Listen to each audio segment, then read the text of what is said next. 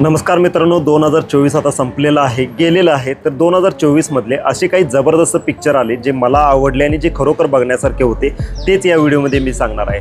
आता काही जण म्हणतील की 2020ची पण म्हणजे बाद पिक्चरांची पण बाद पिक्चर कशाला आपल्याला पाहिजेत? बाद पिक्चर बघायचीच नाहीत ना. बाकी तुम्हाला कुठले बाद वाटले ते कॉमेंटमध्ये सांगा तुम्ही. चला व्हिडिओमध्ये सांगतो तुम्हाला. आता सगळ्यात आधी, आणि ही कुठली अशी रँकिंग वगैरे काही नाही, म्हणजे टॉप 10 टॉप 5 असं काही नाही आहे. ओव्हरऑल जे चांगले बघण्यासारखे, ज्यांच्या कॉन्सेप्ट वगैरे ॲक्टिंग वगैरे सगळं काय आवडलं ती पिक्चरची याच्यामध्ये मी नावं सांगणार आहे. याच्यामध्ये सगळ्यात आधी म्हणजे जुनं फर्निचर, ज्याच्यामध्ये return directed bye Mahesh Manjrekar.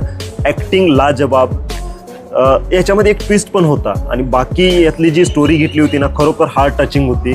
आणि अशा हार्ट टचिंग स्टोरी आहेत बाकीच्यामध्ये, पण याच्यामध्ये जी प्रेझेंट करण्याची जे काय म्हणजे नवरा बायको आहेत आणि त्यांचा मुलगा तो त्यांच्यापासून कसा लांब जातो, आणि तो लांब गेल्यानंतर त्यांच्यावर जी काही परिस्थिती येते ते याच्यामध्ये इतक्या सुंदरपणे दाखवलेलं आहे ना. खरोखर जुनं फर्निचर जर तुम्ही बघितलं नसेल तर तुम्ही अवश्य बघा, महेश मांजरेकर यांचं आहे. त्याच्यानंतर मी नाव घेईन ते प्राजक्ता माळी छान, आणि कश्मीर महाजनी. सगळ्यात पहिले प्राजक्ता माळी तर ठीकच, ती पण ठीक कसं, म्हणजे तिला फक्त आपण हास्य जत्रामध्ये बघतोय, ती इतकी चांगली अभिनेत्री किंवा डान्सर असेल असं एकदम अनएक्सपेक्टेड. तिच्यामध्ये फुलवंतीमध्ये तिने जो डान्स आणि अदा ज्या दाखवल्यात, आणि कश्मीर महाजनी काय ॲक्टिंग केली, शांतता म्हणजे विद्वत्ता, हे त्यांनी त्यात सिद्ध केलं. खरोखर दोघांचं जो हजरजबीपणा, म्हणजे एकमेकाला कॉम्प्लिमेंट ज्यानं ते होतं. फुलवंतीचं आणि शास्त्रीजींचं जे युद्ध होतं ना, शास्त्र आणि संगीत याच्यामधलं युद्ध, ते जबरदस्त. जर तुम्ही बघितला नसेल तर ते अवश्य बघा. आता तर OTTवर पण आलेला आहे फुलवंती.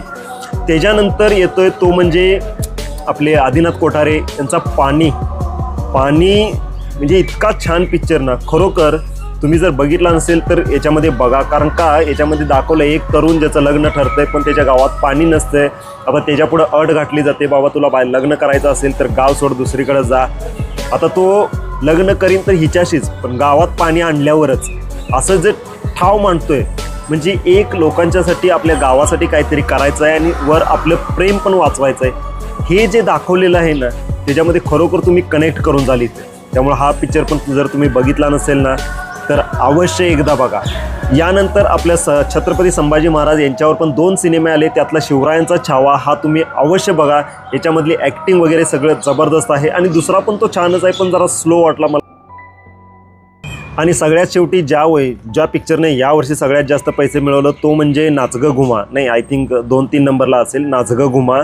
या कमर्शियली हिट होता. नम्रता संभेराव आणि आपली मुक्ता बर्वे यांचे अदाकारी असलेला, यांची ॲक्टिंग असलेला एक उत्कृष्ट म्हणजे फॅमिली ड्रामा कॉमेडी या कॅटेगरीतला पिक्चर. तो पण बघितला नसेल तर एकदा अवश्य बघा.